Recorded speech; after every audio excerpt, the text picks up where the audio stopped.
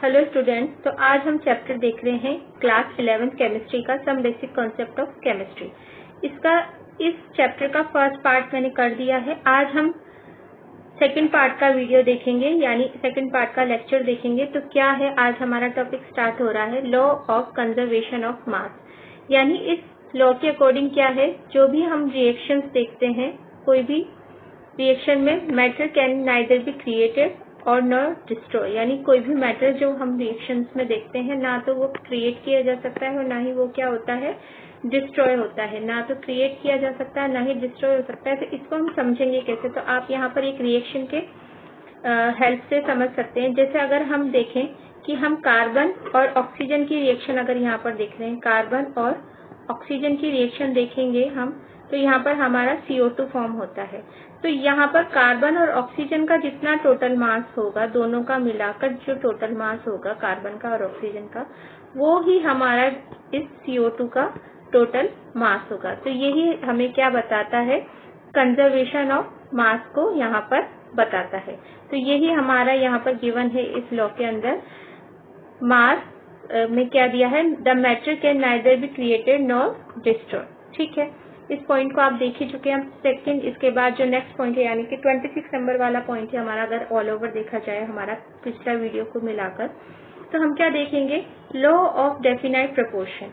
Law of definite proportion क्या बताता है हमें, states that a given compound always contains exactly the same proportion of element by weight। यानी जो भी हमें कंपाउंड गिवन है वो exactly same proportion of weight, यानी कि या ये बोल सकते हैं कि जो उसका वेट है, यानी जो द्रव्यमान का अनुपात है, जो रेशो है, वो हमेशा क्या रहता है, स्थिर रहता है, समान रहता है, एग्जैक्टली सेम रहता है। तो ये हमारा क्या होता है, लॉ ऑफ डेफिनाइट प्रोपोर्शन का लॉ।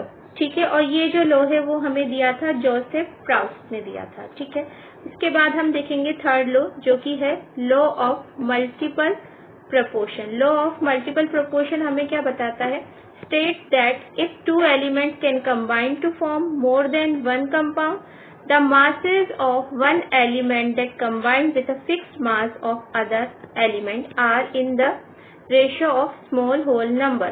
यानी कि मल्टीपल प्रोपोर्शन का रूल हमें ये बताता है कि अगर हम कोई भी रिएक्शन करवाएं, तो अगर हम उसका रेशो ले, सिंपलेस्ट रेशो ले, तो वो हमेशा क्या रहेगा, सेम। जैसे कि आपको मैं यहाँ पर एग्जाम्पल के साथ में समझाऊंगी। तो हम यहाँ पर एग्जाम्पल लेते हैं, आप यहाँ पर एग्जाम्पल लेंगे, 1 मिनट। यहाँ पर हम एग्जाम्पल लेते हैं। देखिए, जैसे हमने क्या एग्जाम्पल लिया कि हाइड्रोजन और ऑक्सीजन की रिएक्शन कराएंगे हम। तो हाइड्रोजन और ऑक्सीजन की रिएक्शन करा के देखो, यहाँ पर H2 की और O2 की हमने रिएक्शन कराई। तो H2 का अगर हम 2 ग्राम लिया और ऑक्सीजन का हमने 16 ग्राम लिया है यहाँ पर, क्योंकि मास तो आप जानते हैं, हाइड्रोजन का 1 होता है, ऑक्सीजन का कितना होता है, 8 होता है। तो यहाँ पर दो है इनके एटम, तो H2 और O2।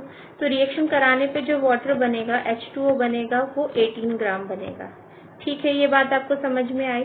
इसके बाद हम इसमें क्या देखेंगे कि हम वापस से हाइड्रोजन और ऑक्सीजन की रिएक्शन कराते हैं। यहाँ पर हाइड्रोजन हमने वही 2 ग्राम लिया है, पर ऑक्सीजन जो हमने लिया है वो कितना लिया है, 32 ग्राम लिया है, यानी कि उसका 2O2 यहाँ पर हमने लिया है। तो जो हमारा कंपाउंड बनेगा वो बनेगा H2O2। तो H2O2 यहाँ पर बना, तो आप देखेंगे कि ये H2O2 जो है वो 34 ग्राम बना है। तो आप यानी कि यहाँ पर ही समझ पाएंगे, यहाँ पर आप समझ पाएंगे कि जो ये लॉ बोल रहा है कि state that if two element can combine to form more than one compound, अगर एक से ज्यादा कंपाउंड वो बना रहे हैं हमारे जो भी एलिमेंट है, the masses of one element that combine with a fixed mass of the other element. तो उसका जो कॉम्बिनेशन के लिए जो मास है वो क्या होता है, 6 रेशो में होता है, और are the ratio of small whole number, और वो जो रेशो होगा वो क्या होगा, एक होल नंबर की तरह होगा। नेक्स्ट लॉ हम यहाँ पर देखेंगे, Gay Lussac law of gaseous molecule. तो Gay Lussac law of gaseous molecule हमें क्या बताता है, this law was given by Gay Lussac in 1808। He observe that when gases combine और are produced in a chemical reaction, they do so in a simple ratio by volume provided all gases are at the same temperature and pressure। यानी कि ये लो हमें बताता है, देखिए आप यहाँ पर एग्जाम्पल के थ्रू इसको आप समझेंगे। यहाँ पर हम एग्जाम्पल लेते हैं कि हमने लिया हाइड्रोजन और हमने ली ऑक्सीजन, और यहाँ पर इसका बन गया H2O, जल बन गया, वाटर बन गया। तो अगर हम हाइड्रोजन का 100 ml ले रहे हैं और वाटर का 50 ml ले रहे हैं, तो जो वाटर का फॉर्मेशन होगा वो कितना होगा, 100 ml होगा।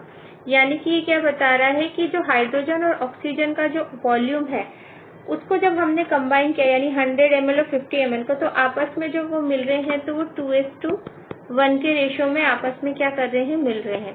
तो यही चीज यहाँ पर ये बता रहा है हमें। This law was given by Gay-Lussac 1808. He observed that when gases combine or produce in a chemical reaction, they do so in a simple ratio by volume provided all gases at the same temperature and pressure। तो simplest ratio में उसको हम convert करके देख लेते हैं, क्योंकि हम अगर हम इस तरीके से इसको मान लो कट भी करेंगे, तो यहाँ पर आप इसको कट करेंगे तो ये 1 से और ये 2 से कट हो जाएगा, तो 2:1 का रेशियो यहाँ पर ऑब्जर्व होता है। नेक्स्ट हम यहाँ पर देखते हैं, नेक्स्ट देखेंगे इन 1811 Avogadro proposed that equal volume of gases at the same temperature and pressure should contain equal number of molecules। यानी कि ये बोल रहा है कि जो equal number of volume of gases है, अगर सेम टेम्परेचर और प्रेशर लेके चलते हैं तो वो कंटेन करते हैं इक्वल नंबर ऑफ मॉलिक्यूल, यानी इक्वल वॉल्यूम में equal number of molecule present है। बस कंडीशन क्या है, टेम्परेचर और प्रेशर क्या रहना चाहिए, इक्वल रहना चाहिए। ठीक, उसके बाद हम इन 1808 में क्या देखते हैं, Dalton published a new system of chemical philosophy in which he propose the following things. क्या क्या उसने प्रपोज किया आप देखेंगे। The matter consist of individual atom, जो मैटर होता है वो इंडिविजुअल एटम से मिलकर बना होता है, अलग अलग तरीके के इंडिविजुअल एटम से मिलकर बना होता है। All the atoms of a given element have identical property including identical mass. उनकी हर एक जो एटम है, उस एटम ऑफ गिवन एलिमेंट, हर एक एलिमेंट का जो एटम है उसकी आइडेंटिकल प्रॉपर्टी होती है और उसका आइडेंटिकल मास होता है। एटम्स ऑफ डिफरेंट एलिमेंट का डिफरेंट मास होगा, अगर डिफरेंट एलिमेंट है तो डिफरेंट मास होगा।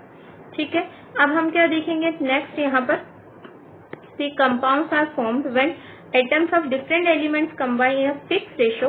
अगर फिक्स रेशियो में हम क्या देखते हैं, जो कोई भी कंपाउंड है, लाइक हमारा H2O है या कुछ भी है, तो वो हमेशा क्या है, अगर हम बाल्टी भर H2O की बात करें चाहे समुद्र भर H2O की बात करें, तो उसका जो रेशियो है वो हमेशा 2:1 के रेशियो में होगा, यानी हाइड्रोजन हमेशा 2 और ऑक्सीजन हमेशा 1 होगा, यानी इस तरीके से ये चीज होगी। ठीक है, अब आप देखेंगे नेक्स्ट पॉइंट यहाँ पर क्या गिवन है, chemical reaction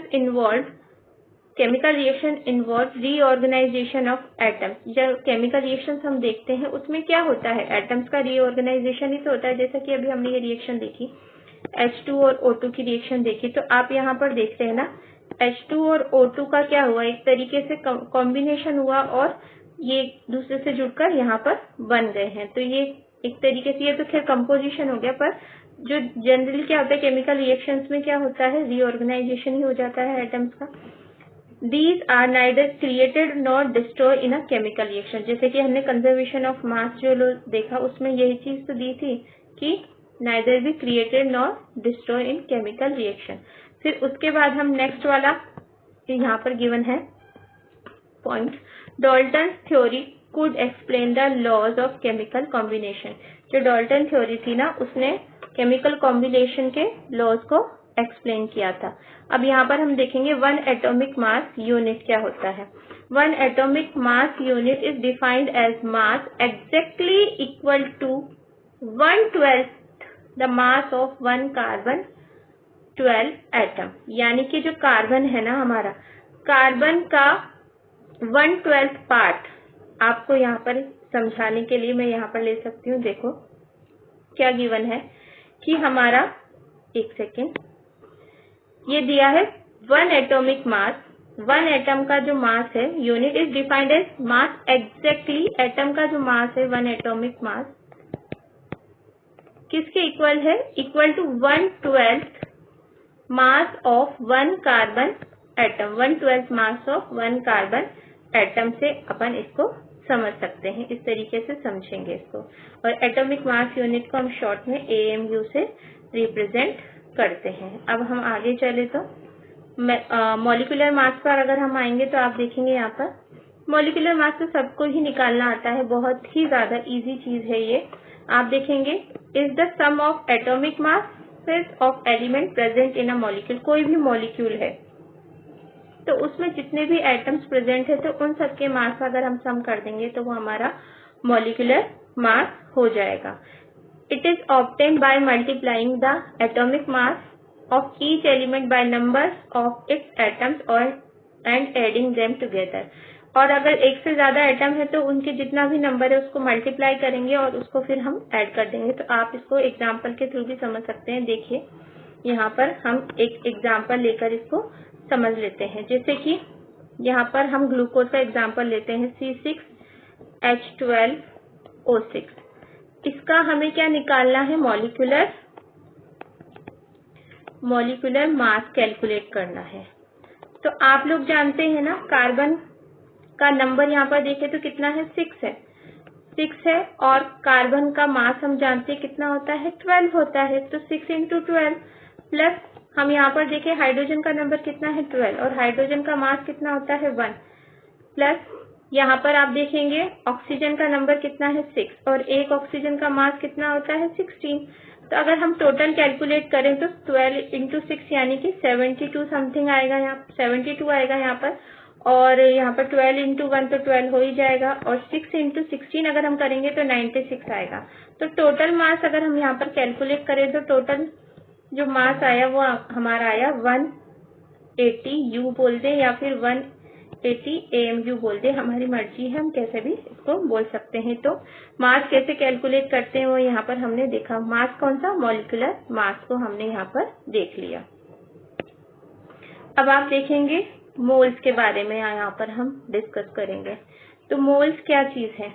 the mole is the amount of substance of a system which contain as many elementary entity as there are atoms in 0.012 kilogram of carbon 12। its symbol is MOL, मोल करके ही होगा, बस E नहीं है यहाँ पर। when the mole is used the elementary entity must be specified and may be atoms, molecules, ions, electron, other particles or specified group of such particles। This number of entity is 1 mole and is so important that it is given a separate name and separate symbol। It is known as Avogadro constant, जिसे हम Na से denote करते हैं। किससे denote करते हैं? यहाँ पर Na से डिनोट करते हैं। और ऑनर किसके ऑनर में, किसके नाम पर अवोगाद्रो नंबर को रखा गया था? एमिडियो अवोगाद्रो के ऊपर इनका जो नंबर है Na वो यहाँ पर रखा गया था। ठीक है, तो ये चीज हमने देखी मोल के बारे में। अब हम देखेंगे कि एम्पिरिकल फॉर्मूला क्या होता है। एक सेकेंड रुकिए। मोल हमने यहाँ पर देखा, तो अगर हमको यहाँ पर अगर मैं आपको फॉर्मूले के थ्रू बताऊं तो मोल किस तरीके से कैलकुलेट किया जाता है तो आप यहाँ पर देख पाएंगे। 1 मिनट, यहाँ पर देखिए। अगर फॉर्मूले के थ्रू करेंगे तो number of mole small n से रिप्रेजेंट करते हैं wait in gram upon molecular wait. अगर हम लेते हैं तो हमारे नंबर ऑफ मोल कैलकुलेट हो जाते हैं और एग्जाम में इसी पर जो क्वेश्चन है वो दिए जाते हैं। तो आप डायरेक्ट फॉर्मूला लिख सकते हैं। यहाँ पर क्या है? Weight in gram divided by molecular weight. ये हमारा मोल को बताता है, जिसे हम MOL सिंबल से, मतलब MOL यूनिट जब लिखते हैं इस तरीके से लिखते हैं और जो इसका सिंबल होता है वो हमारा स्मॉल n होता है। ठीक, अब हम लेते हैं एम्पिरिकल फॉर्मूला। एम्पिरिकल फॉर्मूला क्या होता है? एम्पिरिकल फॉर्मूला बहुत ही सिंपल सी चीज है। ये क्या रिप्रेजेंट करता है? 1 minute. empirical formula represent the simplest whole number empirical formula represent the simplest whole number ratio of various atoms present in a compound, whereas the molecular formula shows the exact number of different types of atom present in a molecule of a compound. तो empirical formula सिर्फ और सिर्फ हमको बताता है कि कोई भी हमारा कंपाउंड है तो उसमें कौन कौन से एटम प्रेजेंट है, ये हमारा empirical formula हमें बताता है. यानी empirical formula number of atoms को ही यहाँ पर हमें बताता है. empirical formula में नंबर ऑफ एटम्स ही पता चलते हैं और empirical formula सिंपलेस्ट रेशो के फॉर्म में हमें बता पाता है. जैसे कि अगर हम लेते हैं यहाँ पर एग्जाम्पल मैं आपको लेकर यहाँ पर बताती हूँ 1 मिनट empirical formula का. 1 मिनट रुकिएगा.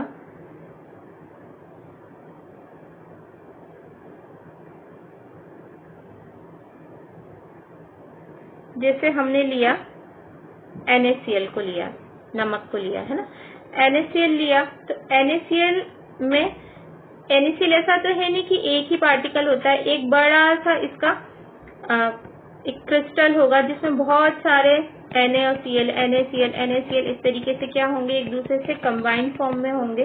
तो वहां पर इसे बहुत सारे NaCl को हम लिखना हमारे लिए पॉसिबल नहीं है, तो हम जो सिंपलेस्ट यानी 1:1 के रेशो में यहाँ पर प्रेजेंट है, तो ये इसका एम्पेरिकल फॉर्मूला हुआ. जबकि मॉलिक्यूलर फॉर्मूला हमें क्या बताता है कि टोटल जितने भी है ना उनको बताता है. ठीक है, अब हम यहाँ पर देखेंगे many a time the reaction are carried out when the reactant are not present in the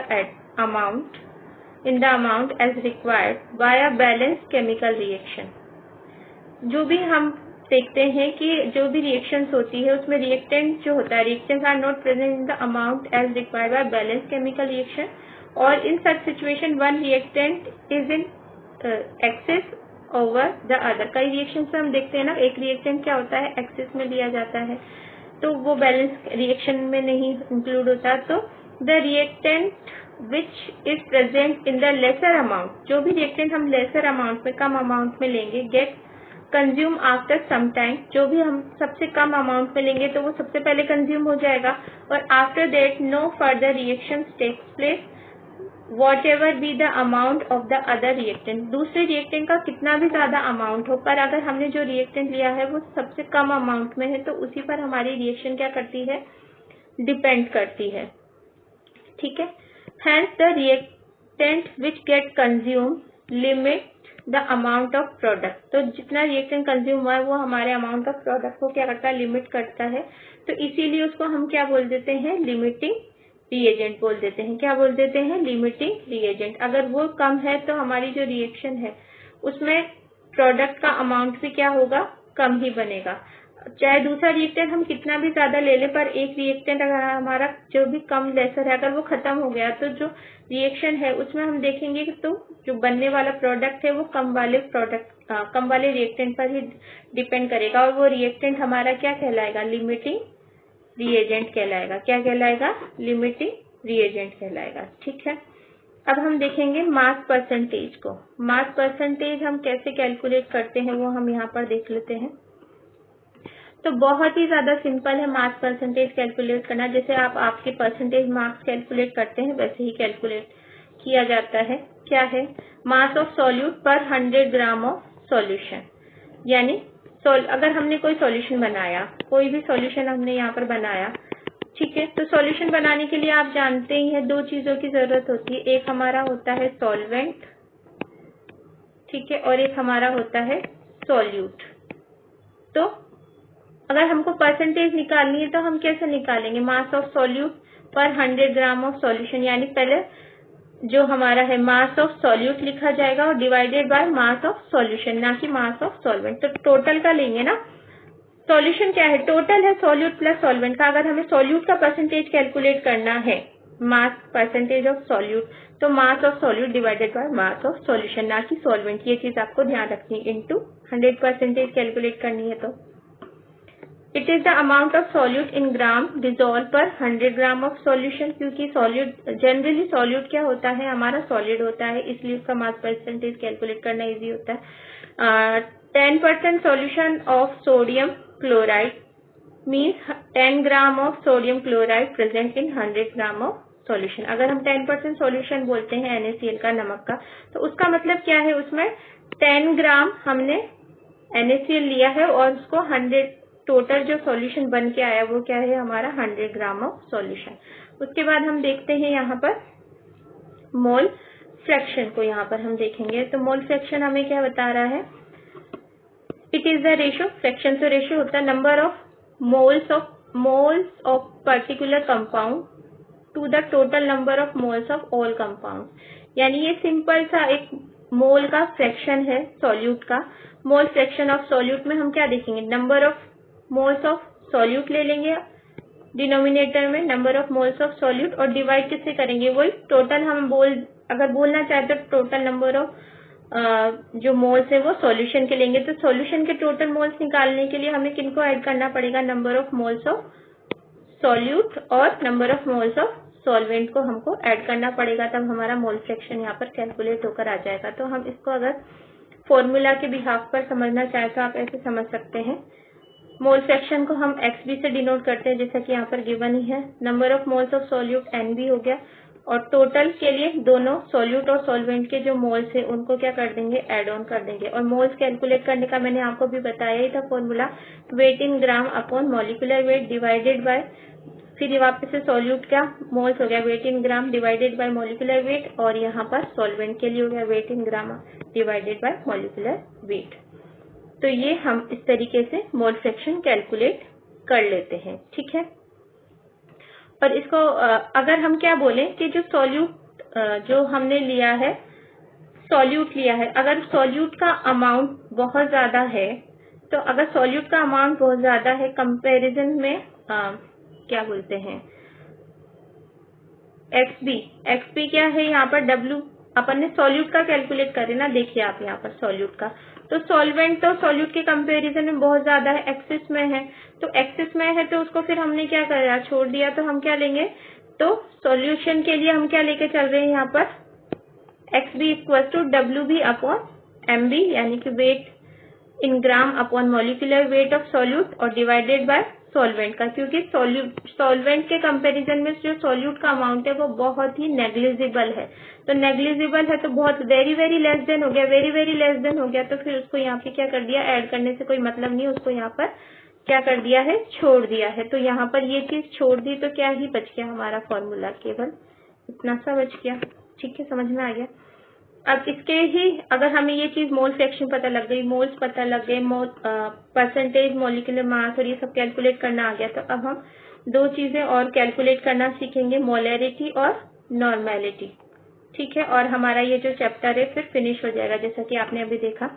तो मोलैरिटी क्या होती है और मोलैरिटी और मोलैलिटी क्या होती है, दो वर्ड है, इसमें केवल एक छोटे से चीज का डिफरेंस है, आप यहाँ पर देखेंगे, ये है मोलैलिटी और ये है मोलैरिटी, L और R का सिर्फ और सिर्फ डिफरेंस है, पर फॉर्मूला में फिर यहाँ पर चेंज आ जाता है, पर इस डिफरेंस से ही। तो क्या चेंज आता है आप यहाँ पर देखेंगे, इट इज अ जो मोलैलिटी है, यानी कि इसको मैं इरेज कर देती हूँ, नहीं तो आपको दिखेगा नहीं, आप देखेंगे जो मोलैलिटी है उसको हम पहले से स्मॉल m से डिनोट करते हैं, और it is defined as the number of moles of solute per 100 ग्राम, या फिर 100 ग्राम को आप जानते हैं 1 kg बोलते हैं, 1 kg ऑफ सॉल्वेंट, यानी 1 kg सॉल्वेंट के अंदर कितने number of moles of solute present है, वो हमारा क्या होता है, मोलैलिटी।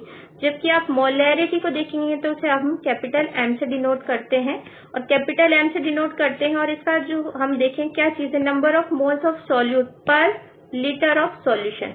तो आप इस चीज को नोटिस करेंगे, मोलैरिटी में सॉल्यूट को पर लीटर ऑफ सॉल्यूशन के अंदर कैलकुलेट करते हैं, जबकि मोलैलिटी में हम सॉल्यूट को पर 100 ग्राम ऑफ सॉल्वेंट में देखते हैं। यहाँ पर हम सॉल्वेंट लेके चलते हैं, यहाँ पर सॉल्यूशन लेके चलते हैं, यहाँ पर हम ग्राम वाला यूनिट लेके चलते हैं या लीटर वाला। तो हमारा फॉर्मूला ऑल ओवर निकल के क्या आता है आप देख पाएंगे, यहाँ पर मोलैलिटी यहाँ पर लिखना चाहिए था स्मॉल m इक्वल्स टू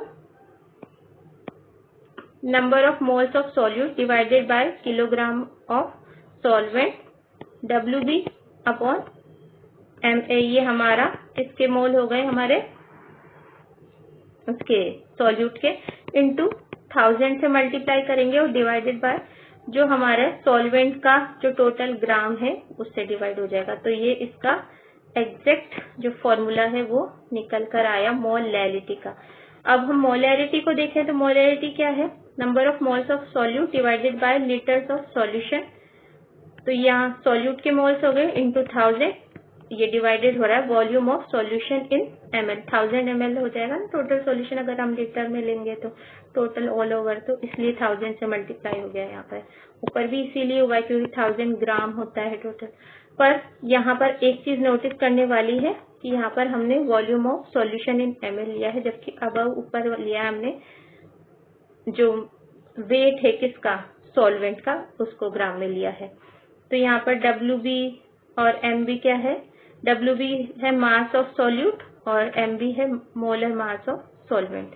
तो हमने ये जो चैप्टर है some basic concept of chemistry class 11 का ये चैप्टर कंप्लीट हो गया है। अगर आपको ये वीडियो लेक्चर समझ में आया हो और अच्छा लगा हो तो प्लीज मेरे चैनल को लाइक शेयर एंड सब्सक्राइब करें। Thank you so much.